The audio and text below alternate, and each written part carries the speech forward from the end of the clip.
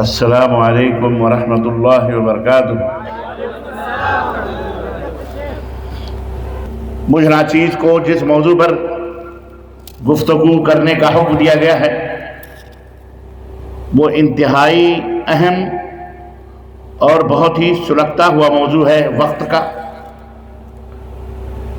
اور بڑا خشک بھی ہے، بہت خشک بھی ہے، لیکن اصل میں اور وقت بھی اتنا خشک ہے جس کا اندازہ آپ حضرات کو لگ رہا ہوگا۔ کتنا سنیں گے آپ، کتنی دیر تک بیٹھیں گے؟ صبح ہماری بہنوں کو بھی روٹی پکانی ہوگی، ناشتہ دینا ہوگا، کھیتوں کے اندر کام کرنے ہوں گے، آپ کو بھی جانا ہوگا۔ یہ تو بڑی ہمت کی بات ہے کہ ماشاءاللہ تبارک اللہ رات کے اس وقت 2:30 بج رہے ہیں اور ہمارے چہروں پہ 12 بج کے پتہ نہیں کب سے ختم ہو گئے۔ رات بھی بالکل بوڑھی ہو چکی ہے، پھس پھس کرتی ہوئی یہ رات مجھے جوان کرنے کا حکم دیا گیا ہے کہ آؤ مل کے اس رات کو جوان بنائیں۔ اس بڑھیا سے کیا جوانی کی امید رکھیں گے آپ؟ لیکن بہرحال ہمیں اسے جھیلنا ہے اور انشاءاللہ تبارک و تعالی اپنے فائدے کی چیز اس بوڑھی رات سے کھینچنی ہے، کشید کرنی ہے انشاءاللہ تبارک و تعالی۔ میری تقریر 2 حصوں پہ مشتمل ہے۔ ایک تو تقریر ہوگی اور پھر آدھا گھنٹہ انشاءاللہ سوال و جواب کے لیے میں رکھتا ہوں۔ صدر محترم کی اجازت کے بعد تو انتہائی دل جمعی کے ساتھ آپ تشریف رکھیں، اور اگر چائے وغیرہ پیو کر کے ادھر ادھر سے فارغ ہو چکے ہیں تو تشریف لائیں۔ آئیے 2 ہاتھ ہو جائے، 2 باتیں ہو جائیں۔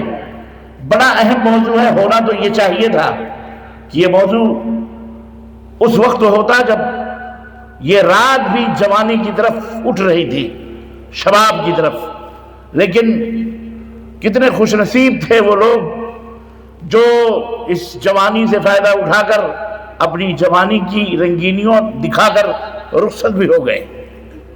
باقی ہم بچے، آپ بچے۔ اللہ تبارک و تعالی، سحر کا وقت ہے، سمائے دنیا پر رب کا نزول ہو چکا ہے۔ پیارے نبی حضرت محمد الرسول اللہ صلی اللہ علیہ وسلم نے فرمایا کہ جب سحر کا وقت ہوتا ہے تو اللہ تعالیٰ عرش سے نزول فرماتا ہے۔ نزول کا مطلب ہے اترنا۔ اللہ کہاں ہے؟ بولو، یا ہر جگہ ہے؟ ہاں، یاد رکھنا، ورنہ جامعہ محمدیہ سے نام کٹ جائے گا۔ اللہ عرش پر ہے۔ دلیل کیا ہے؟ اللہ نے اپنے قرآن میں فرمایا الرحمن علی العرش استوى۔ اللہ جو رحمان ہے وہ عرش پہ مستوی ہے۔ وہاں سے روزانہ صادق المصدوق، ہمارے اور آپ کے آخری نبی، خاتم النبیین، شفیع المذنبین، حضرت محمد الرسول اللہ صلی اللہ علیہ وسلم، جن کی صداقت اور سچائی کی گواہی ابو جہل جیسے کذاب اور جھوٹے اور ابو لہب جیسے جھوٹے لوگ دیا کرتے تھے، جن کی سچائی اور کی شہادت گواہی یہ لوگ دیا کرتے تھے، اس نبی محترم نے فرمایا کہ جب سحر کا وقت ہوتا ہے تو اللہ تبارک و تعالی عرش سے نزول فرماتا ہے۔ سمائے دنیا پر تشریف اللہ کی تشریف آوری ہوتی ہے۔ کیسے ہوتی ہے اس کا ہم کو کوئی پتہ لتا بولو نہیں ہے، ہم نہیں جانتے۔ جیسے اس کی شان، اس کی عظمت اور اس کی جلالت کے لائق ہوتی ہے، اللہ تعالیٰ اسی طرح سے عرش سے نزول فرماتا ہے، اترتا ہے۔ ہمیں اس کے اترنے کی کیفیت کا پتہ نہ اللہ نے بتایا نہ رسول اللہ نے بتایا۔ ہم صرف ایمان لانے کے ہم صرف ایمان لانے کے مکلف ہیں، پابند ہیں۔ ہم نے اللہ کو نہیں دیکھا، ایک دیکھنے والے کا کی والی بات ہے، اس نے کہا، ہم نے تسلیم کر لیا۔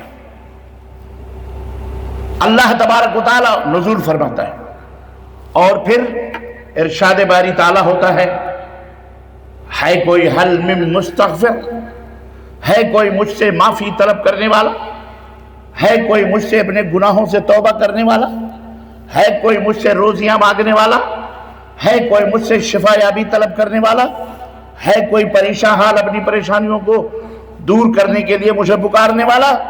اللہ تبارک و تعالی پکار کر یہ اعلان کرتا ہے۔ اس وقت اللہ اکبر کے پیارے نبی نے فرمایا آئیے ہم سب مل کر کے اللہ سے دعا کریں کہ اے بار الہ، یہ سحر کا وقت ہے۔ میرے نبی نے فرمایا تو آواز دیتا ہے، پکارتا ہے، اے اللہ ہم سب گنہگار ہیں، بدکار ہیں، سیاہکار ہیں، اے اللہ ہمارے گناہوں کو معاف فرما دیں۔ زور سے بولو آمین۔ عرش تک چکرانی چاہیے یہ آواز، تاکہ رب ذوالجلال ہم فقیروں پر، ہم غریبوں پر، ہمارے اوپر ترس آ جائے اسے، اور بار الہ ہمیں معاف فرما دے۔ اللہ تعالیٰ ہم فقیر ہیں، مسکین ہیں، ہمارے دامن مراد کو بھر دے مولا۔ اے اللہ ہمیں مالدار بنا دے۔ اے اللہ ہم صاحب اولاد ہیں، ہماری اولاد کو ہمارے لیے نیک اور صالح بنا دے مولا۔ اے اللہ ہم بے اولاد ہیں، جن کے دامن اولاد سے خالی، اللہ ان کے دامنوں کو اولاد کی نعمتوں سے مالا مال فرما دے مولا۔ اللہ تبارک و تعالی ہمارے ماں باپ کے اوپر رحم فرما، اللہ ہم سب کے اوپر رحم فرما، اللہ ہم سب کی گردنوں کو جہنم سے آزاد فرما، ہمارے ماں باپ کی گردنوں کو جہنم سے آزاد فرما، ہمارے بیوی بچوں کی گردنوں کو جہنم سے آزاد فرما۔ اے اللہ ہماری غربت و افلاس کو دور فرما دے مولا۔ اے اللہ ہمیں ہمارے وطن کے اندر امن و شانتی بپا فرما مولا۔ اے اللہ ہمیں اپنے وطن میں امن و سلامتی کے ساتھ رہنے اور جینے اور کھانے اور پینے اور تیری عبادت و بندگی کرنے اور تیرے دین کی نشر و اشاعت کرنے اور تیرے دین کو پھیلانے کی توفیق عطا فرما مولا۔ اے اللہ، اے اللہ، اے اللہ تو ہماری آوازوں کو سن رہا ہے۔ اے اللہ یہ مجلس، یہ کانفرنس، یہ جلسے، یہ مقصود اس میں جہاں تقریریں ہیں اے بار الہ، وہی مقصود تیری دعا، تجھے پکارنا، تجھ سے محبت کرنا اور تیرے دربار میں عزت اور انکساری کے ساتھ سروں کو جھکانا بھی ہے۔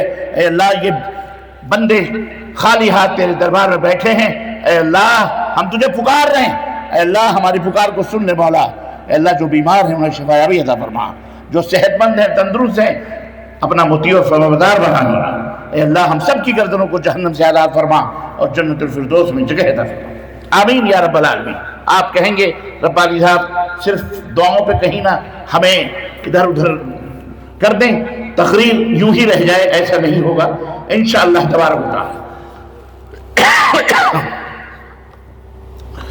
عزیزان گرامی، بڑا حساس موضوع ہے آج کا۔ میں اس سے پہلے کہ اپنے اس موضوع کی وضاحت کروں، میں انتہائی مشکور و ممنون ہوں اس کانفرنس کے بپا کرنے والے اپنے برادرم، اپنے عزیز دوست اور بھائی ڈاکٹر عبدالسلام مدنی حفظہ اللہ، جن کی جد و جہد اور جن کی کوششیں صرف ہندوستان ہی کے اندر نہیں بلکہ جو لوگ آپ کو چینلوں پہ دیکھتے ہوں گے، بیچارے یہ طائف کی سرزمین میں رہتے ہوئے سعودی عرب کے اندر، اور وہاں پر اللہ کے فضل و کرم سے ورچوئل کانفرنس بڑے بڑے علماء کو بلاتے ہیں اور بلا کر کے اس کانفرنس میں سب کو دعوت دیتے ہیں، اور آن لائن ہزار مرد اور عورتیں اس کانفرنس میں شرکت کرتے ہیں، سوال و جواب سے اور مختلف موضوعات کو سنتے ہیں اور سمجھتے ہیں۔ الحمدللہ یہ اللہ تعالیٰ کا فضل اور احسان ہے، ذالک فضل اللہ یؤتیہ من یشاء۔ اور پھر آپ نے جب ہندوستان کا سفر کیا تو یہاں بھی پہنچ کر اپنی علمیت کے جلوے بکھیرے، اور جامعہ محمدیہ ڈابھا کانچ کے توسط سے یہ عظیم الشان کانفرنس انہوں نے ہم سب کے لیے رکھی، اور انہوں نے مجھ ناچیز کو بھی دعوت دی، بہت سارے علماء کو بلایا، الحمدللہ سارے یہاں حاضر ہوئے۔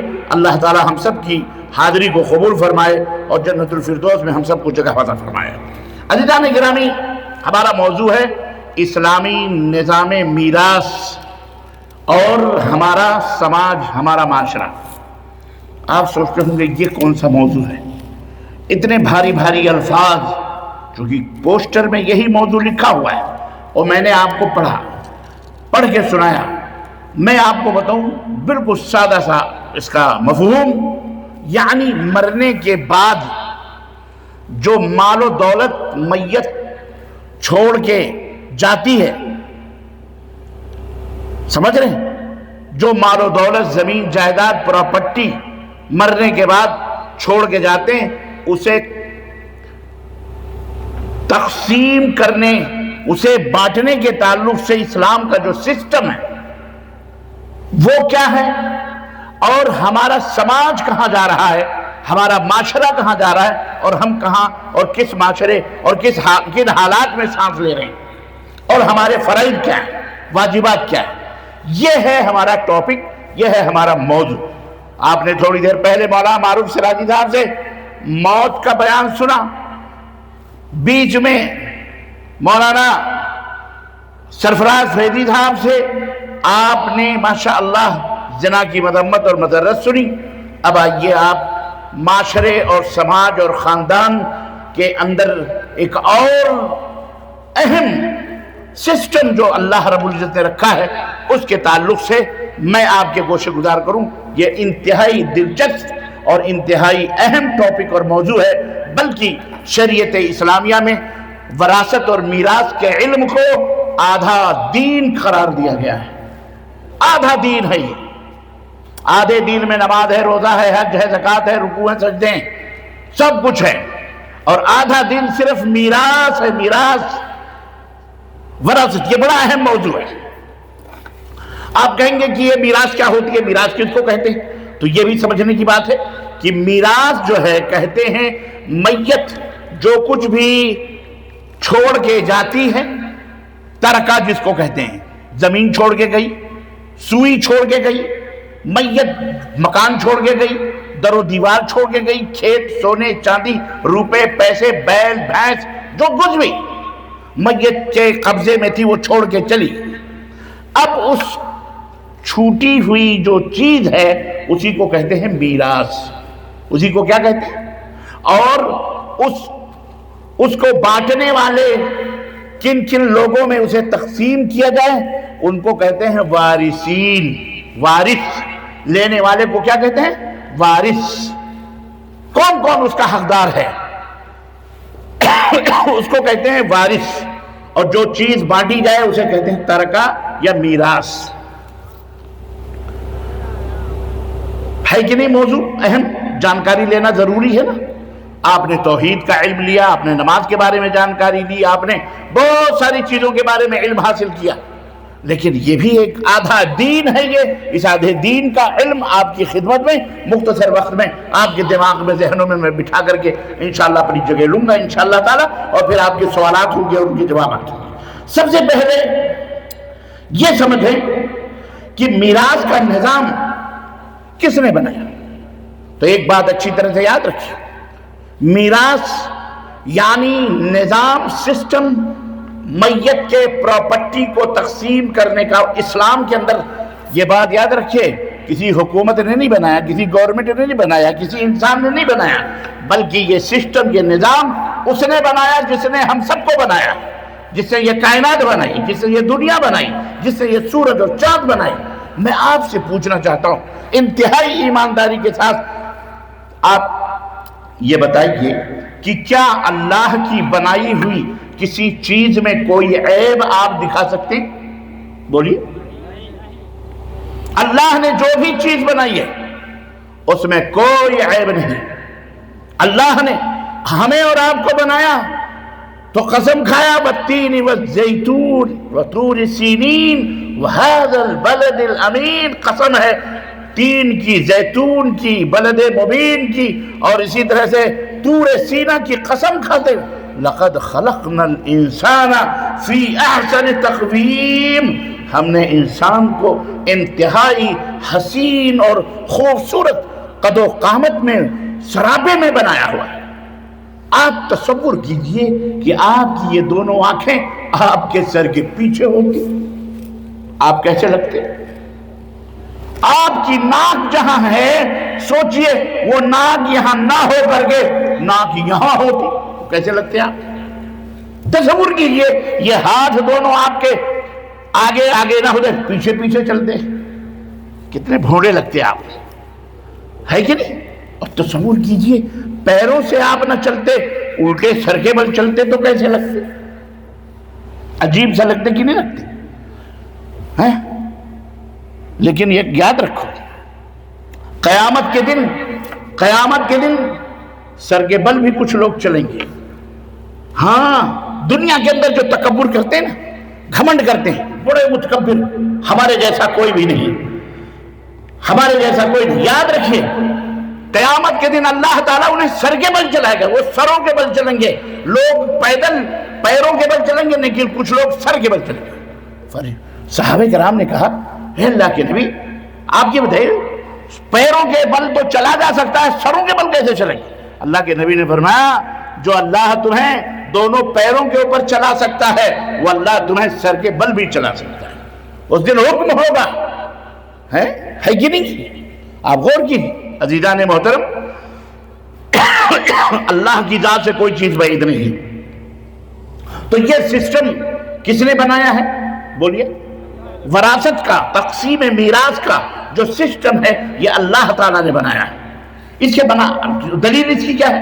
اس کی دلیل ہے اللہ نے فرمایا یوصیکم اللہ فی اولادکم، اللہ تعالیٰ تمہاری اولاد کے بارے میں تمہیں وصیت کرتا ہے، مطلب حکم دیتا ہے۔ کس بات کا؟ کہ اس مال کو جو میت چھوڑ کے جا رہی ہے، چھوڑ چکی ہے، چاہے وہ باپ چھوڑے، چاہے بیوی چھوڑے، چاہے ماں چھوڑے، چاہے بھائی چھوڑے، چاہے اولاد بیٹا چھوڑے، چاہے بیٹی چھوڑے، چاہے شوہر چھوڑے، یہ جو چھوڑ کے جا رہے ہیں اللہ تعالیٰ نے اس میں تمہارے لیے قاعدہ بنایا ہے، قانون بنایا ہے، سسٹم بنایا ہے کہ تم اپنے سماج کے اندر، اپنے معاشرے کے اندر اس سسٹم کو نافذ کرو اور اس کے مطابق اپنی زندگی کو گزارو، تو اللہ تبارک و تعالیٰ تم سے راضی ہوگا، خوش ہوگا، برکتیں نازل فرمائے گا، تم بھی مالدار ہو جاؤ گے، جو غریب ہیں وہ بھی مالدار ہو جائیں گے۔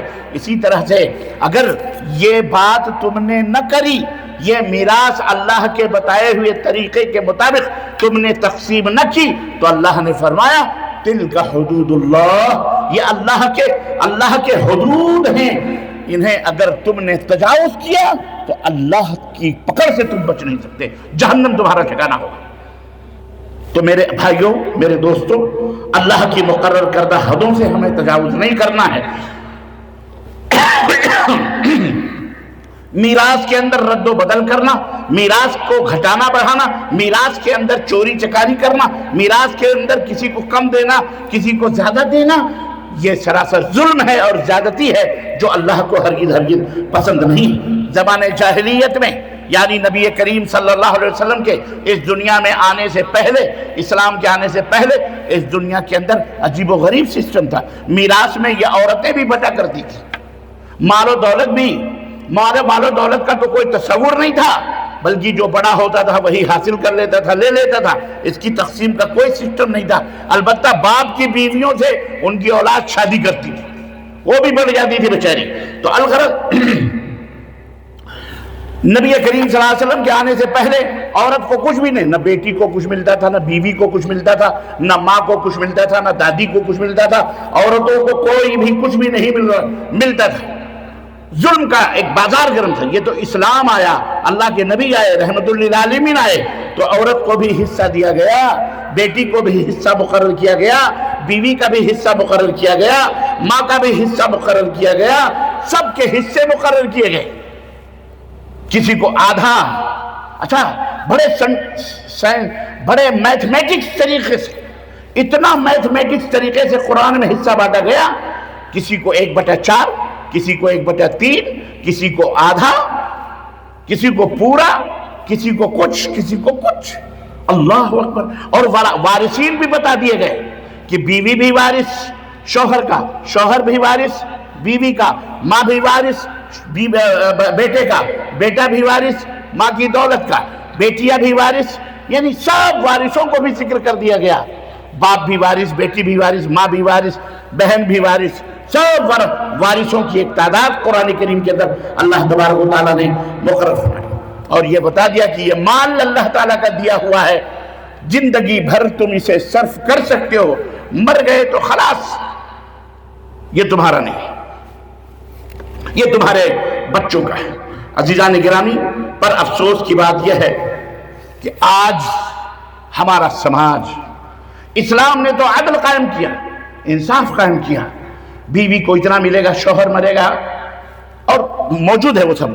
ایک بات اور یاد رکھو، جب اولاً تو ہمارے سماج میں جاہلیت پھیلنا شروع ہو گئی، لالچ اور حرص اور ہوس نے دلوں کے اندر اس قدر سے اندھا بنا دیا ہے کہ اب مرنے والے مر جاتے ہیں، ان کی جائیداد، ان کی کھیتیاں، ان کے مکانات، ان کے گھر بھائی لوگ تقسیم نہیں کرتے، آپس میں بھی تقسیم نہیں کرتے، بہنوں کو بھی نہیں دیتے، نہ ماں کو دیتے ہیں، نہ کسی کو نہیں دیتے، بلکہ آپس ہی کے اندر سانپ بن کے بیٹھ کے کھاتے۔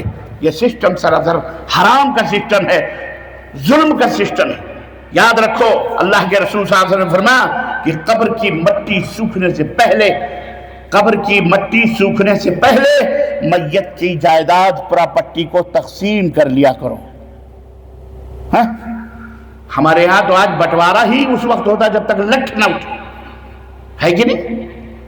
ہے، ابھی ابا کی مٹی خوشک نہیں ہوئی ہے، تو ابھی سے بٹوارے کی بات کر رہا ہے۔ کسی بھائی نے اگر کہا بھائی میں غریب ہوں، ابا اتنی جائیداد چھوڑ کے گئے ہیں، ذرا اس میں بانٹ دو تاکہ ہمیں بھی کچھ مل جائے، ہمارے بال بچے بھوکے مر، نہیں، بڑا فوری طور پہ کھڑا ہو جاتا، نہیں، ابا تو ابھی مرے، ابھی تو اماں کی عدت بھی ختم نہیں ہوئی ہے سوگ کی، اور تم بٹوارے کی بات کر رہا ہے۔ ابا لالچی ہے، ابا کی جائیداد پہ نظر دی، تجھے کمانا ہے تو تو کما لے۔ یہ باتیں جاہلیت کی ہوتی ہیں، اس سے فتنے پیدا ہوتے ہیں، فساد پیدا ہوتے ہیں۔ اور یاد رکھو، اللہ اور اس کے رسول کے فرمان سے جب آدمی بغاوت کرتا ہے، جب آدمی روگردانی کرتا ہے، تو وہاں شیطان داخل ہوتا ہے، اور بھائی بھائی میں قتل ہوتے ہیں، خون ہوتے ہیں پراپرٹی کے لیے، اور میاں بیوی میں بھی تک میں طلاق ہوتے ہیں، اولاد میں بھی جھگڑے ہو جاتے ہیں۔ بعض لوگوں چودھری جو ہیں، بڑے بڑے کھتیر جو ہیں، بڑے بڑے جن کے پاس زمینیں ہیں، مکانات ہیں، جناب بوڑھے ہو کے مر گئے، اولاد در اولاد آئی، ابھی تک گھر میں بٹوارا ہی نہیں۔ یاد رکھو، موت اور بانٹ سے کوئی نہیں بچ سکتا ہے۔ جس طرح موت ایک سچی حقیقت ہے جس کا انکار نہیں کیا جا سکتا، ایسے ہی تقسیم یہ قرآنی صداقت اور سچائی ہے، یہ اللہ کا حکم ہے، یہ اللہ کے حدود ہیں۔ اس سے تم روگردانی کرو گے تو عذاب الہی میں مبتلا ہوگے، اللہ کی گرفت آئے گی، فقر و فاقہ ہوگا۔ اس لیے میرے بھائیوں، جیسے ہی گھر کے اندر میت ہو، آپس میں بیٹھ کر کے تقسیم، باپ کو، ماں کو، بیوی کو، بھائی کو، جو بھی ہیں، انہیں دفن کرنے کے بعد انہوں نے جو کچھ بھی چھوڑا ہے، ایک سوئی بھی اگر چھوڑی ہے، سمجھ لو، ایک سوئی بھی اگر چھوڑی ہے تو اس کی بھی قیمت بھائیوں میں اور بہنوں میں تقسیم۔ مثال کے طور پر باپ کا انتقال ہوا، بھائی موجود ہے، ماں بھی موجود ہے، یعنی بچوں کی اولاد موجود ہے، بیٹا موجود ہے، بیٹی موجود ہے، اور ان کی ماں بھی موجود ہے، تو فوری طور پر بیٹھ کر کے اس مال کو تقسیم کیا جائے۔ ماں کو 8واں حصہ نکال دیا جائے، سب سے پہلے 8واں حصہ ماں کو نکال دیا جائے، اور اس کے بعد بچے جتنے ہیں اس حساب سے ان کے اوپر للذکر مثل حظ الانثیین، 2 لڑکیوں کا حصہ ایک لڑکے کو دیا جائے گا۔ میں اس حساب و کتاب میں جاؤں گا تو بڑا لمبی گفتگو ہو جائے گی۔ عرض کرنے کا مطلب یہ ہے کہ یہ سسٹم اللہ تعالیٰ نے جو رکھا ہے بڑا خوبصورت ہے۔ اے میرے مسلمان بھائیوں اور بہنوں، اس سسٹم کو فالو کرو، ورنہ عذاب الہی کے اندر ملوث ہو اور ملوث ہوتے جا رہے ہو۔ جو فقیر ہے وہ فقیر ہوتا جا رہا ہے، جو مالدار ہے وہ مالدار ہوتا جا رہا ہے۔ چوری چکاری اور چماری، باپ کی جائیداد میں، باپ کی پراپرٹی میں، ماں کی پراپرٹی میں، بہن کو نہ دے کر کے، بیوی کو نہ دے کر کے، حرام کاریاں کر کے، یاد رکھو اللہ کے عذاب کو دعوت دینا ہے۔ اس لیے اگر کسی کا شوہر مرتا ہے تو بیوی کو اس کا حق دو، بچوں کو اس کا حق دو، بیٹیوں کو اس کا حق دو، سب کو اس کا حق دو۔ مشکل تو یہاں عورت کا بھی ہوتا ہے، باپ مر گیا، ماں بیٹھی ہوئی ہے ڈائن بنی ہوئی، ناک بن کے بیٹھ جاتی ہے فوراً اپنے بچوں کو، نہیں اب وہ کہتی، اب وہ اپنی فکر میں رہتی ہے، یہ ماں جو ہوتی ہے نا کبھی کبھی ڈائن ہو جاتی ہے، یہ جاہل جو نیک اور صالحہ ہوتی ہیں وہ بچوں سے کہتی ہیں باپ کی جو جائیداد ہے بیٹے بانٹ لو، جھگڑا لڑائی نہیں ہونا چاہیے، تم میں جو غریب ہیں انہیں بھی دے دو، جو مالدار ہے وہ سب لے لو حصے کے ساتھ اور ہمارا بھی حق دے دو۔ لیکن بعض مائیں بہت زیادہ ایموشنل ہو جاتی ہیں، میرے مرد کی جائیداد ہے، میرے مرد کا حجرہ ہے، میرے مرد کی چارپائی ہے، میرے مرد کی کار ہے، میرے مرد کا کھیت ہے، میرے مرد کی دکان ہے۔ ارے تیرے مرد کی ہے، جب تک زندہ تھا تب تک تھی، اب اس کے بچوں کی بھی ہے۔ بچہ ایک غریب بیچارہ، 2 بچے کما رہے ہیں، ایک بچہ لوفر بنا ہوا، تیسرا بچہ سگریٹ پھونک رہا ہے، چوتھا بچہ ادھر ادھر بھیک مانگ رہا ہے۔ اگر باپ کی جائیداد تقسیم ہو جائے تو ہو سکتا ہے وہ بھی اپنی دکان کھول لے بیچارہ، یہ بھی مالدار ہو جائے، وہ بھی روزی روٹی کمانے والا ہو جائے۔ ایسا کیوں نہیں ہم سوچتے ہیں؟ اللہ نے اسی غربت کو مٹانے کے لیے اور سماج اور معاشرے کو صحیح رخ دینے کے لیے، بہترین بنانے کے لیے، مالدار بنانے کے لیے یہ سسٹم رکھا ہے، غریب اور فقیر بنانے کے لیے سسٹم نہیں رکھا ہے۔ مثال کے طور پر ہماری بہن ہے، مثال کے طور پر ہماری بہن ہے، باپ کا انتقال ہوا، ہم نے اپنی بہن کا حصہ لگایا اپنی پراپرٹی میں، 2 لاکھ 10 لاکھ بنا، زمین ہے، جائیداد ہے، ایک بہن کا حصہ 10 لاکھ بنا، لیکن ہم نے اس کو غصب کر لیا تو ختم۔ لیکن اگر وہ 10 لاکھ روپے بہن کے حصے میں جو آئے ہیں اس کو ہم نے بہن سے کہہ کر، میری بہنا یہ 10 لاکھ روپے تیرے حصے میں آئے ہیں، اب بول اس کا کیا کرنا ہے۔ اس بہن کو بھی چاہیے کہ ذرا ہوشیاری بنے، ایک دم گدہی نہ بنے۔ وہ میں گدہی جان بوجھ کے بولا ہوں کہ بہت ساری بہنیں کہتے ہیں بھیا میں کیا کروں گی، تم ہی رکھ لو۔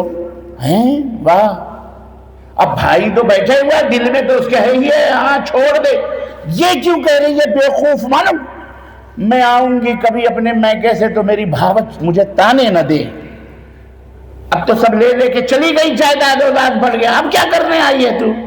2-4 دن رک گئی تو ایک لقمے حرام ہو جائیں گے، نمازیں حرام ہو جائیں گے۔ اس ڈر سے بیچاری کیا کہہ دیتی ہے، بھیا رکھ لو۔ نہیں بولنا، یہ نہیں بولنا، وہ پیسے لینا یا بھائی کے ذمہ کرنا، تو ہمیں دکان میں حصہ دے یا پارٹنر بنا یا اس کی زمین خریدو، گھر بناؤ، کل کو اللہ نہ کرے اگر شوہر سے انبن ہو گئی اور اس لڑکی کی طلاق ہو گئی تو بیچاری کہاں جائے گی؟ کتنے دن بھاوج سنبھالے گا؟ آج کل تو ہمارے یہاں یہ بھی چلتا ہے، بھاوا اور نند کے جھگڑے، ساس اور نند کے جھگڑے، اعوذ باللہ استغفر اللہ۔ بڑے بڑے گھرانوں میں یہ تمام سب خباثتیں موجود ہیں، گھر گھر میں فتنے، گھر گھر میں لڑائیاں، گھر گھر میں جھگڑے موجود ہیں۔ یہ دولت، یہ میراث، یہ ایک بہت بڑی نعمت ہے جو ہر مرد کو، ہر عورت کو مضبوط بناتا ہے اللہ تعالیٰ، پاورفل بناتا ہے، اس کے پیروں کو مضبوط بناتا ہے۔ ایک لڑکی کے پاس 10 لاکھ 15 لاکھ 20 لاکھ روپے موجود ہیں اس کے بینک میں، اس کا شوہر سوچے گا یار اگر اس کو طلاق دیا تو 10-20 لاکھ تو گئے، چلو دودھار گائے کی 2 لاتی بنی، یہی سوچ سمجھ کر کے کم از کم ہاں بیگم کوئی بات نہیں، پھسلا کے کھا لے گا، ٹھیک ہے۔ اگر وہ بیوقوف ہوئی تو سب کھلا دے گی، عقل مند ہوئی تو کہے گی یہ میرا مال ہے، اس میں بری نظر نہیں ڈالنا، یہ میرے باپ کی جائیداد ہے، میں جب مروں گی تب یہ اس میں تمہارا حق بنے گا، میرے بچوں کا حق بنے گا، لیکن جب تک زندہ ہوں اس میں سے تمہارا کوئی حق، بولو ہاں۔ پھر وہ نہ بھائی کی محتاج رہے گی، نہ بھاوج کی محتاج رہے گی، نہ اپنے میکے جا کر کے لعنتیں ملامتیں کرے گی بیچاری، بلکہ اپنے شوہر کے ساتھ ہنسی خوشی رہے گی، عزت کے ساتھ رہے گی، آبرو کے ساتھ رہے گی۔ اس لیے یہ چیز بہت ضروری ہے اور اللہ سے ڈرتے ہوئے اس کو تقسیم کرو۔ جنہوں نے ابھی تک تقسیم نہیں کری ہے کرو، اور جو مرنے والے ہیں اور زندہ ہیں جو بھی ہیں وہ اپنے بچوں کو وصیت بھی کرے کہ بیٹے دیکھو میں اگر، اچھا ایک بات اور بتاؤں میں، آپ یہاں پر 2 مسئلے آتے ہیں۔ ایک تو یہ ہے، سوال یہ بھی آتا ہے کہ اگر کوئی بندہ زندہ ہے اور زندہ رہ کر کے وہ وراثت تقسیم کرنا چاہتا ہے تو اس کو وراثت نہیں بولتے، اس کو ترکہ بولتے ہیں، اس کو ترکہ بولتے ہیں، جو چھوڑے گا وہ تقسیم کرے وہ۔ تو اس میں یاد رکھو اگر وہ اپنی زندگی میں بیوی کو بچوں کو اپنا مال بانٹ رہا ہے تو یہ حکم ہے کہ وہ برابر برابر سب کو دے گا. مثلا 1,00,000 روپیہ اگر لڑکے کو مل رہا ہے تو وہی 1,00,000 روپیہ لڑکی کو بھی ملنا ہے، بیوی کو بھی ملنا ہے، سب کو ملنا ہے برابر برابر. زندگی میں اگر وہ بانٹ رہا ہے تو.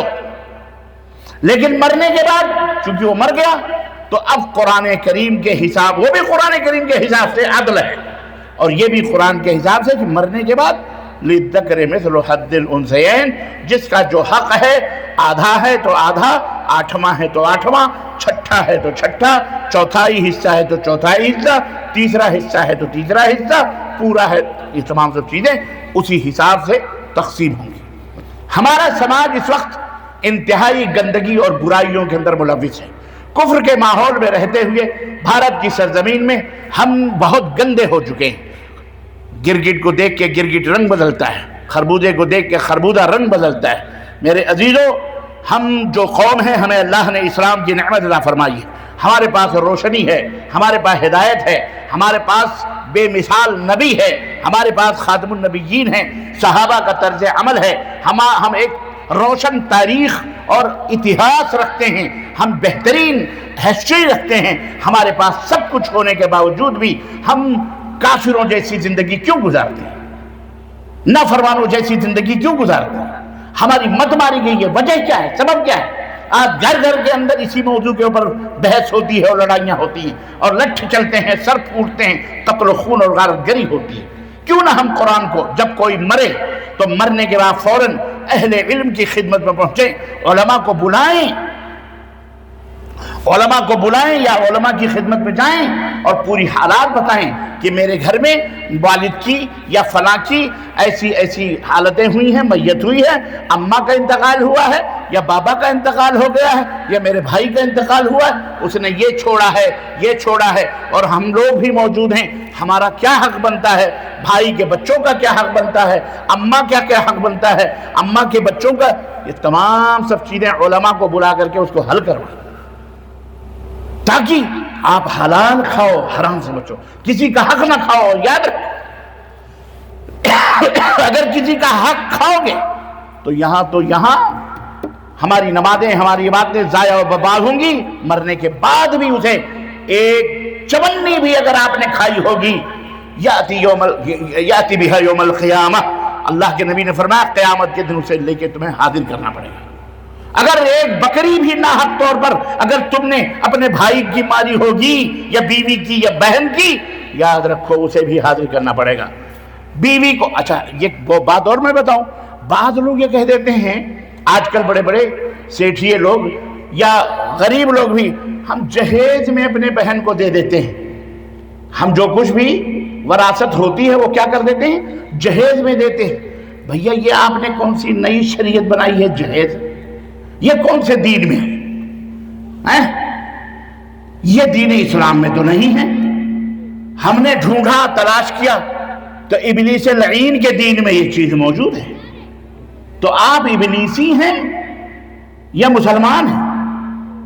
رحمانی ہیں کہ شیطانی ہیں؟ بولیے. اگر آپ رحمانی ہیں تو رحمانی اصولوں پہ چلنا پڑے گا، اور اگر آپ شیطانی ہیں تو شیطان نے جو بنائے ہیں اصول آپ ان کے اوپر چلیے. آپ نے نام سنا غلام احمد قادیانی کا؟ سنا ہے؟ کون تھا یہ غلام احمد قادیانی؟ پتہ ہے؟ یہ ایک بھاڑ تھا، خبیث، مطلب بڑا پڑھا لکھا آدمی تھا، ایسا معمولی بھی نہیں تھا. وہ اتنا پڑھا لکھا ہو گیا، اتنا پڑھا لکھا کہ اس نے دین ہی بنا ڈالا اور لوگوں سے کہا کہ میں نبی ہوں. میں کون ہوں؟ میں نبی ہوں. اعوذ باللہ. اب بتاؤ نبی کریم صلی اللہ علیہ وسلم کے بعد کوئی نبی ہو سکتا ہے؟ خاتم النبیین تو ہمارے نبی صلی اللہ علیہ وسلم ہے. یہ 14 صدی کا نبی بن کے پاکستان کے ایک قادیان کا گاؤں ہے، یہی سرگودھا پنجاب میں، آج بھی وہ گاؤں ہے، اور اس نے وہ دین بنایا قادیانی جس کو کہتے ہیں، مرزا قادیانی. کہ میں نبی ہوں. ایک دفعہ کچھ من چلے طلبہ نے، اسٹوڈنٹ نے ایک ڈرامہ کھیلا قادیانی پر، اسٹیج بنایا خوبصورت سا، پردہ بیچ میں لگایا اور ڈرامہ کہ ایک طرف اللہ، نعوذ باللہ استغفر اللہ، ایسا انہوں نے ڈرامہ کیا کہ جیسے اللہ کرسی پہ بیٹھا ہوا ہے، اور دوسری طرف جبریل علیہ السلام جو ہے یہ رجسٹر اتنا بڑا اتنا موٹا لے کے کھڑے۔ اللہ تعالیٰ نے کہا کہ جبریل یہ تم بتاؤ کہ ہم نے غلام احمد قادیانی کو نبی کب بنا کر کے بھیجا؟ اور یہ ڈرامہ اتفاق سے غلام احمد قادیانی کی صدارت میں ہو رہا تھا۔ جیسے ہمارے حضرت بیٹھے نا مولانا مستقیم صاحب، ایسے ہی بٹھایا ہوا تھا کہ صدر بن کے بیٹھا ہوا، بڑے فخر سے لوگوں پیر ور رکھ کے اوپر بیٹھے ہوئے ہیں، ماشاءاللہ اطمینان سے بیٹھیے بزرگوں، بیٹھیے، اچھی بات ہے۔ غلام احمد قادیانی کو سامنے بٹھایا ہوا، اب بچے ڈرامہ کر رہے ہیں، اللہ کہہ رہا بتاؤ غلام احمد قادیانی کو ہم نے نبی کب بنایا؟ اب جبریل پلٹے جا رہے، رجسٹر پلٹے جا رہے ہیں، پلٹے جا رہے ہیں، پلٹے جا رہے ہیں، پسینہ پسینہ۔ اللہ فرما رہا ہے بھائی بتاؤ۔ اتنے میں ایک انتہائی ضعیف آدمی، ایک داڑھی اوڑی رکھے رکھے، ہاتھ میں چھڑی پکڑ کر کے دھیرے سے پردے کے پیچھے سے نکلا اور ایک رجسٹر اپنے بغل میں دبائے ہوئے پردے کے پیچھے سے نکلا، کہا السلام علیکم، کہا وعلیکم السلام، کہا تم کون ہو بھائی؟ کہا نہیں میں نے سنا کہ آپ لوگ جو ہے غلام احمد قادیانی کو ڈھونڈ رہے ہیں، کہ اللہ کہہ رہا ہے جبریل سے کہ ہم نے کب بھیجا رجسٹر میں دیکھو۔ تو کہا تو ہے کون؟ کہا میں یہ بتانے کے لیے آیا ہوں کہ غلام احمد قادیانی کو آپ نے نہیں ہم نے نبی بنا کے بھیجا ہے۔ کہا تو ہے کون؟ کہا مجھے ابلیس لعین کہتے ہیں۔ اتنا سننا تھا کہ غلام احمد قادیانی کرسی چھوڑا اور بھاگا۔ یار یہ تو اتنی بڑی بے عزتی، غضب کی بے عزتی ہے کہ نہیں؟ عجیب بے عزتی کی بات ہے، بھاگا۔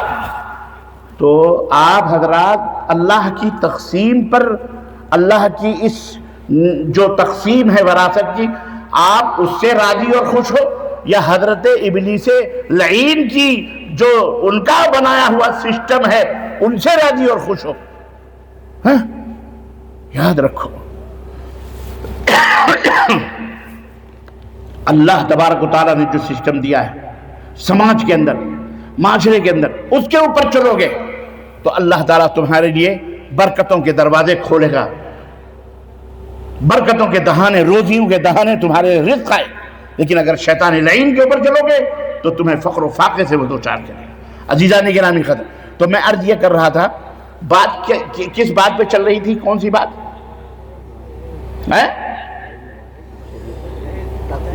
ہاں، لعین، ابلیسی دین، رحمانی دین، شیطانی دین ہے کہ نہیں؟ اس دین پہ چلو گے یا رحمانی دین پہ چلو گے؟ تو رحمانی دین پہ چلیں گے ہم، ورنہ ابلیس کے ساتھ ہمارا حشر ہوگا۔ تو نہیں، وراثت کی جو تقسیم تھی، میں نے ایک بات آپ کو بتانے جا رہا تھا کہ یہ کہاں سے یہاں پہ گڑبڑی شروع ہوئی کہ اب ہم لوگ جو ہے یہ کہتے ہیں کہ جی ہم نے کیا کر دیا، ہم نے جہیز میں دے دیا۔ تو یہ جہیز کون سی شریعت ہے بھیا؟ بولو، آپ کو پتا ہے جہیز کس کو کہتے ہیں؟ جہیز، اچھا ایک بات اور میں بتاؤں، مولانا عبدالسلام صاحب حضرت آج تک چیلنج ہے، مسجدوں کے دروازے ہوں یا اندر کے صحن ہو یا کہیں بھی کسی سیٹھ صاحب کا دروازہ ہو، چودھری صاحب کا، مالدار کا دروازہ ہو، آج تک کسی کو بھی آپ نے یہ کہتے سنا ہے بھیک مانگنے میں کہ بھائیو میرا بیٹا جوان ہے، مجھے اس کی شادی کرنی ہے، مجھے چندہ دے دو، اس کے مہر کے پیسے نہیں ہیں یا ولیمے کے پیسے نہیں ہیں، مدد کر دو، کپڑے نہیں ہیں، جوتے نہیں ہیں، چپل نہیں ہیں؟ آج تک آپ نے کسی سے یہ بات سنی ہے؟ لیکن یہ بات ایک دفعہ نہیں، 1000 دفعہ ہم نے بھی سنی، آپ نے بھی سنی ہوگی کہ لوگ مسجدوں میں کھڑے ہوئے بھائیوں میرے پاس 4 بیٹیاں ہیں، جوان ہو چکی ہیں، روئے گا ایسے جیسے کہ اعوذ باللہ استغفر اللہ، مجھے ان کی شادی کرنی ہے، تیاری کرنی ہے، اس لیے اللہ کے لیے ہماری مدد کرو، ہمارے اوپر بہت بڑا بوجھ ہے، ہم اپنے بچیوں کی شادی کر دیں۔ اللہ اکبر، میں نے جب اس پوائنٹ پہ غور کیا دکتور، اللہ کی قسم روک کے کھڑے ہو گئے۔ اتنی بڑی ذلت ایک عورت کی آپ کر رہے ہو، اور ہماری بیٹیاں اتنی ذلیل ہو چکی ہیں۔ اعوذ باللہ، تم مسلمان ہو، کافر نہیں ہو۔ ارے بیٹوں کو اللہ نے نعمت قرار دیا ہے تو بیٹیوں کو رحمت قرار دیا۔ نعمتوں کے بارے میں تو پوچھے جاؤ گے، لیکن رحمتوں کے بارے میں بولو اللہ اللہ اللہ، رحمت ہے یہ بیٹی۔ کبھی کسی کو آپ نے سنا ہے ایسا بیٹی کے لیے بھیک مانگی جا رہی ہے؟ اچھا بھائی، بیٹی کا کیا خرچہ ہے جو بھیک مانگے جا رہے ہیں؟ کیا خرچہ ہے بیٹی کا؟ کیا خرچہ ہے؟ یہ خرچے ہم نے اپنے سروں پہ لا دیے، زبردستی ابلیس کو کھلانے کے لیے، شیطانوں کو کھلانے کے لیے، مردودوں کو کھلانے کے لیے، خبیثوں کو کھلانے کے لیے، بھک منگوں کو کھلانے کے لیے۔ یہ دولہے کا باپ ہے جو سب سے بڑا حریص اور لالچی اور کمینہ اور سماج اور معاشرے کا ذلیل انسان ہے، جو ایک بیٹی والے باپ کو مجبور کرتا ہے کہ جا کے ہمارے بچے کے لیے چارپائی کی قیمت مانگ کے لے آ، چادر کی قیمت مانگ کے لے کے آ، جا کے چپل اور جوتے کی قیمت مانگ کے لا، اور اس کے صندوق کی قیمت، اس کے مسحری کی قیمت، صوفے کی قیمت، 2 ویلر 4 سب کی قیمتیں مانگ کے لا۔ میری آواز سننے والوں، بہت گہری بات آگے بولنا جا رہا ہوں میں، کھا کر کے تم نے ہضم کر لیے ہوں گے، لیکن یاد رکھو یہ جہیز کی جو قیمتیں تم نے لی ہیں، رب کعبہ کی قسم ہے کوئی مولوی اس کو حلال نہیں کر سکتا۔ اللہ کی لعنت ہوگی، تمہیں یہ پیسہ قیامت کے دن جمع کرنا پڑے گا، اللہ کے سامنے لا کے حاضر کرنا پڑے گا۔ اور جہیز لینے والوں، ایک چونی بھی تم نے جہیز کے اوپر 2 ویلر چاہیے، 4 ویلر چاہیے، اور کون سی گھڑی وہ ہے؟ ہاں رولیکس، وہ راڈو گئی اب، رولیکس چاہیے، بنگلہ چاہیے، کار چاہیے، میں فقیر ہوں، میرا بیٹا بھکاری ہے، قلاش۔ ابے کیا کہ چلو بھر پانی میں ڈوب مرو، تم مرد نہیں نامرد ہو۔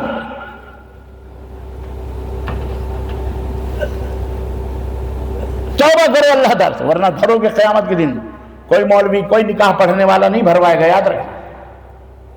اور کچھ لوگ کہتے ہیں ہم نے جہیز میں دے دیا اس کی وراثت، یہ تمہاری بھول ہے بیٹا، یہ شیطان کی شریعت ہے، یہ تمہاری بھول ہے۔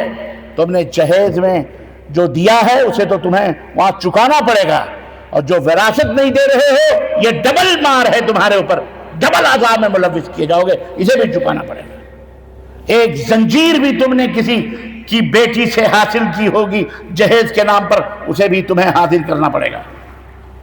اب بہت سارے لوگ سوچتے ہوں گے مولانا پھر تو اس کا حل کیا ہے؟ ہم تو کھا کے ہضم کر لیے، اب اس کا حل یہی ہے۔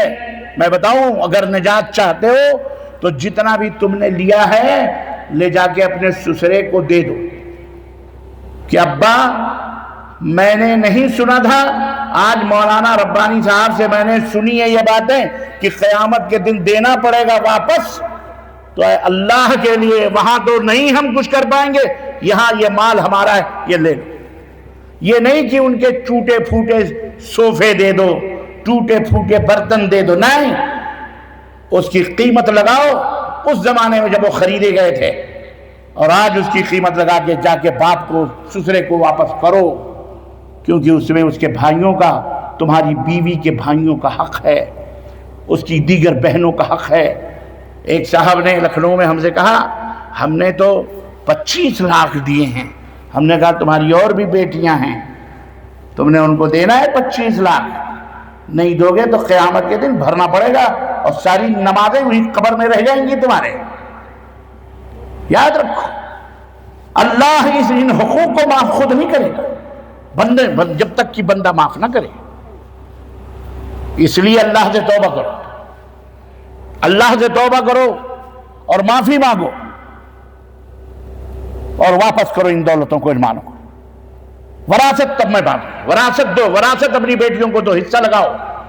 باپ کے مرنے کے فوراً بعد جیسے ہی 1-2 دن گزریں, اماں کی عدت ختم ہو نہ ہو اس سے کوئی غرض نہیں, 3 دن تمہارے سوگ کے گزریں, قبر کی مٹی خشک ہونے سے پہلے اولاد کو, اپنے بھائیوں کو, بہنوں کو جمع کر کے جائیداد جتنی ہے عالم کو بلا کر تقسیم کر کر سب کے پیسے واپس کر کہ تمہارا اتنا, تمہارا اتنا, تمہارا اتنا, زمین چاہیے زمین لے لو, گھر چاہیے گھر لے لو. اس طرح سے کرو گے تو اللہ تمہیں عزت دے گا. سعودی عرب میں ایک شیخ, اللہ تعالیٰ ان کی مغفرت فرمائے, میں نے یہ واقعہ ان کی زبان سے سنا. انہوں نے کہا کہ ایک خاندان ہمارے اسی بریدہ کے علاقے میں رہتا تھا. قسیم بریدہ, سعودی عرب سے لوٹے ہوئے لوگ جانتے ہیں جو رہتے. شیخ تھے, دعوت و تبلیغ کا کام کرتے تھے بیچارے. فلپائن بھی تجارت وغیرہ کے لیے چاہتے تھے. ان کو ضرورت پڑی, ایک لڑکی فلپائن میں ملی ان کو, اسلام اس نے قبول کیا. اکیلی تھی, کہاں جاتی, جوان لڑکی. شیخ نے اس سے شادی کر لی, اسے شادی کر لی.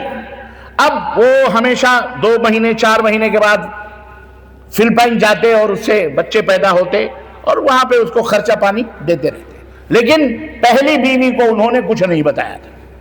سعودی عرب میں جو شادی ہوئی تھی ان بچوں کو اس کے بارے میں کچھ نہیں بتایا. البتہ یہ تمام قصے اور واقعات انہوں نے ایک ڈائری میں لکھے اور لکھ کے اپنے سرہانے کے نیچے رکھتے تھے. جب ان کا آخری وقت آیا تو بڑے بیٹے کو بلایا اور کہا, بیٹا اس ڈائری میں کچھ اہم باتیں لکھی ہوئی ہیں, میرے مرنے کے بعد جس طرح سے وہ باتیں لکھی ہیں اس طرح تمہیں عمل کرنا ہے, تم مجھ سے وعدہ کرو. اس نے کہا, ہاں ابو بالکل میں جیسا آپ نے کہا ویسا کرو. اللہ تعالیٰ نے سعودیوں کو یہ نعمت عطا فرمائی ہے میرے بھائیوں کہ وہ بچپن میں اپنے بچوں کی ایسی تربیت کرتے ہیں نا کہ باپ بڑھاپے میں بادشاہ کی طرح جیتا ہے. اللہ کی قسم بتا رہا ہوں, فخر ہوتا ہے. اور ہم کیسی اپنی بچوں کی تربیت کرتے ہیں, کچڑے پچڑے, باپ کے سامنے پچ مارتا رہتا ہے, تمباکو کھا کے اور سگریٹ پیتا ہے, بدبودار لڑکا پیدا کیا ہوا پتہ نہیں کیسے. اللہ تعالیٰ ہدایت عطا فرمائے. اپنے بچوں کی تربیت ایسی کرو کہ بڑھاپے میں راجہ بن کے رہو, بادشاہ بن کے رہو, نظریں نیچے سے اوپر نہ ہونے پائیں. ہمیشہ جی ابا, ڈانٹو, پھٹکارو, مارو, سر نیچے ہی. اس طرح کی اولاد کی تربیت کرو. سمجھ بات آئی؟ اب ایسے تربیت کرو گے. تقریر ہو رہی ہے, چلو ٹائم زیادہ ہو گیا, وہ کو سب چلے جا رہے ہیں, کوئی خبر ہی نہیں. خیر کوئی بات نہیں, جتنا سن لیا اللہ تعالیٰ اس پہ بھی عمل کی توفیق عطا فرمائے. تو شیخ رحمہ اللہ نے بتلایا کہ بندہ اللہ کو پیارا ہو گیا. مرنے کے بعد جب دفن افن ہو گیا, بیٹے نے فوراً ڈائری اپنے قبضے میں کر لی. ہے بڑے بیٹے نے ڈائری اپنے قبضے میں کر لی. اور والد کو دفن افن کرنے کے بعد جب جائیداد کی تقسیم کے لیے شیخ ایک عالم کو بلایا, شیخ کو بلایا, کہا کہ ایسا ایسا حضرت مسئلہ ہے, تقسیم کریں. اور اس وقت بڑے بیٹے نے وہ ڈائری کھولی. اس ڈائری میں پوری کہانی لکھی تھی کہ بچوں, میں نے ایسے فلپائن کے اندر دعوت و تبلیغ میں تھا, ایک اللہ کی بندی مسلمان ہوئی, اس کا کوئی سہارا نہیں تھا, میں نے اس کے لیے شادی کی, میرے 4 بچے وہاں بھی موجود ہیں, میری پراپرٹی میں ان کا بھی حصہ لگانا. بڑے بیٹے کی آنکھوں میں آنسو آ گئے, بیوی سناٹے میں آ گئی, دوسرے بچے سناٹے میں آ گئے. لیکن کریں تو کیا کریں؟ پوری جائیداد بڑے بیٹے نے بانٹی, تقسیم کی, ماں کا حصہ لگایا, بھائیوں کا لگایا, بہنوں کا لگایا. باپ نے 4 بیٹے اور وہ ایک ماں تھی, اس کا بھی حصہ لگایا. سب کو ان کے مال دے دیے. اور اس ماں جو فلپائن میں تھی, نو مسلمہ بیچاری, اس کا بھی پیسہ لیا اور اپنے ان 4 بھائیوں کا بھی جو وہاں باپ کے تھے, ان کا جو حق برابر تھا, سب لگا کر کے پیسے لے کر کے وہ فلپائن اس پتے کے اوپر وہاں پہنچا. بیٹا اس دوسری ماں کو دینے کے لیے وہاں پہنچا تو دیکھا کہ لکڑی کا ایک کھوکھا ہے، گھر ہے، اور وہاں پر ایک عورت بیٹھی ہوئی ہے اور چھوٹے چھوٹے بچے ہیں ادھر ادھر کھیل رہے ہیں، کود رہے ہیں۔ وہاں جا کے اس نے وہ ایڈریس ملایا گھر کا، اس عورت سے پوچھا تو پتا چلا کہ وہ اس کی دوسری ماں ہے۔ اور اس نے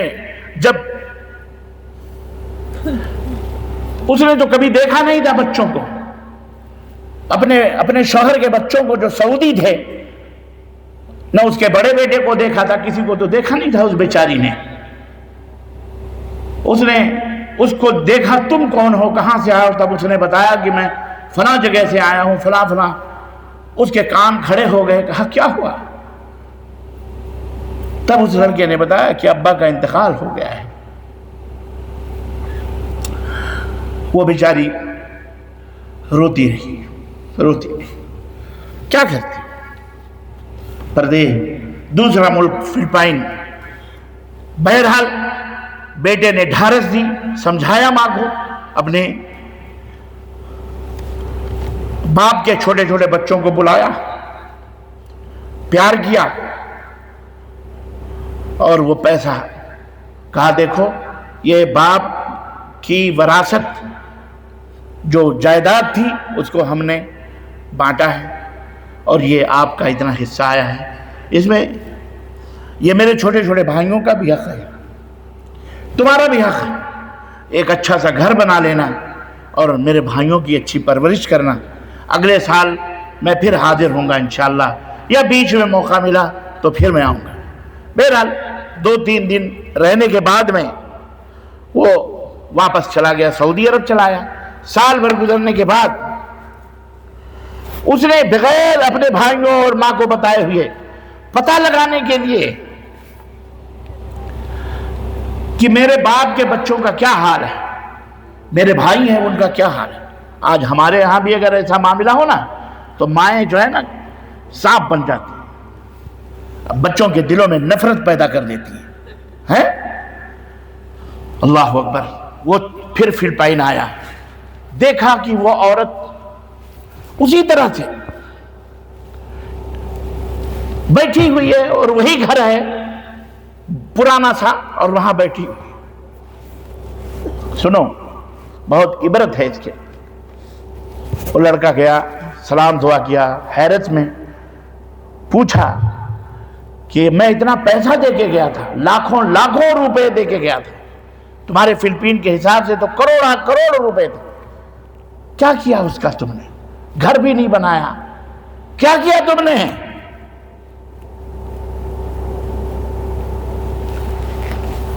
اس عورت نے اس کا ہاتھ پکڑا اور گھر کے پیچھے لے گئی، گھر کے پیچھے لے کے گئی، کہا جو تم پیسہ دے کے گئے تھے یہ دیکھو، اپنے شوہر کے نام سے ایک عالی شان مسجد تعمیر کی، سمجھے؟ کیا بنائی؟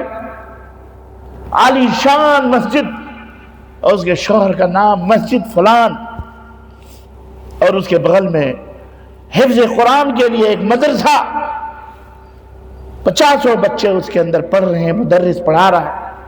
کہا تم نے جو پیسے دیے میں نے اپنے شوہر کے لیے صدقہ جاریہ لے لیا، اور میں نے یہ بنایا۔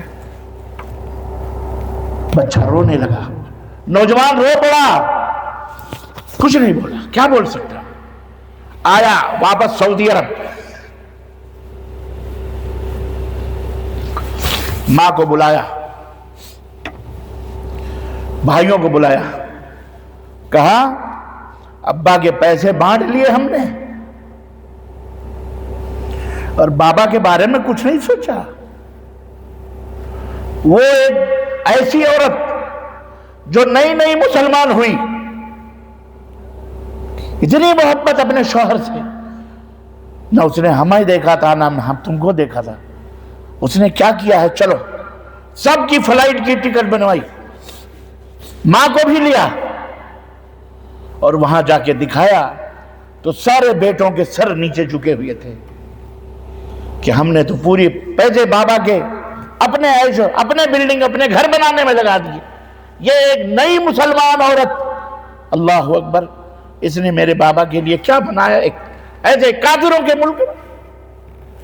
عزیزان گرامی، یہ وراثت کی تقسیم کا یہ بھائی اس کی برکتیں ہوتی، نہ جانے اولاد میں کون کس کو اللہ کب کیا توفیق دے دے، تمہارے لیے کیا کر کے جائے۔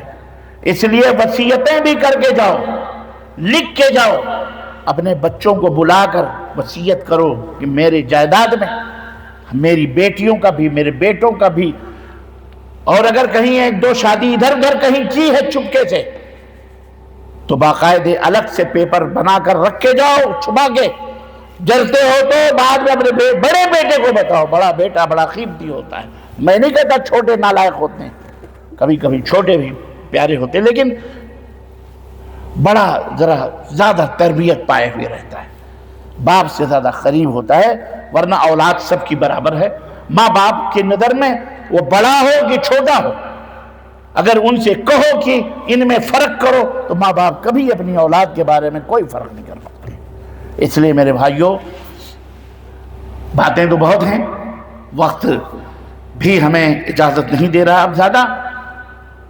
وراثت میراث کو آدھا دین سمجھتے ہوئے اس آدھے دین کو انکار نہ کرو، اور اپنے سماج اور معاشرے کو اللہ کے نظام اور سسٹم کے مطابق چلاؤ۔ جہیز لین دین لینا بھی حرام ہے اور دینا بھی حرام ہے۔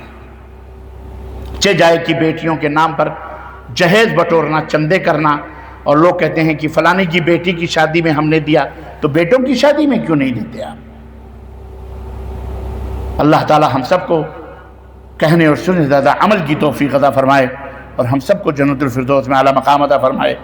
یار زندہ صحبت باقی، انشاءاللہ پھر کل ملیں گے انشاءاللہ تعالی، اور چند باتیں ہوں گی، علماء ہوں گے، آپ ہوں گے، تقریریں ہوں گی۔ اللہ تعالی ہم سب کو کہنے سننے زیادہ عمل کی توفیق عطا فرمائے، آمین یا رب العالمین۔ وصلی اللہ علی نبینا محمد وعلی آلہ وصحبہ اجمعین، والسلام علیکم ورحمۃ اللہ وبرکاتہ۔ اگر سوال وغیرہ کچھ کرنا ہے تو میں بیٹھ جاؤں یہاں پہ، تو آپ لوگ سوال کریں، انشاءاللہ ان کے جوابات دیں گے 10 15 20 منٹ میں انشاءاللہ۔